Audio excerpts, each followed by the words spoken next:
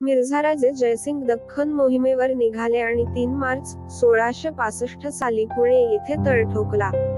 त्यांच्याबरोबर औरंगजेबने दिमतीला पठाण सरदार दिलेर खानास पाठवले. शिवरायांच्या स्वराज्यावर पहिला घाला घालण्यासाठी मिर्झाने पुणेपासून जवळ असलेल्या किल्ले पुरंदरची निवड केली. 31 मार्च 1665 रोजी दिलेर खान पुरंदरच्या पायथ्याशी पोहोचला आणि युद्धाला सुरुवात झाली. पुरंदरचे किल्लेदार मुरारबाजी देशपांडेंनी नेटाने किल्ला लढविला. 1 महिन्याच्या अथक परिश्रमानंतर पुरंदरला लागून असलेला छोटेखानी किल्ला वज्रगड दिलेर खानास पाडण्यात यश मिळाले. मिर्झाराजे पुढे आपला प्रतिकार टिकणार नाही हे ताडून शिवरायांनी 18 मे 1665 रोजी रघुनाथपंतांस बोलणी करण्यास पाठविले.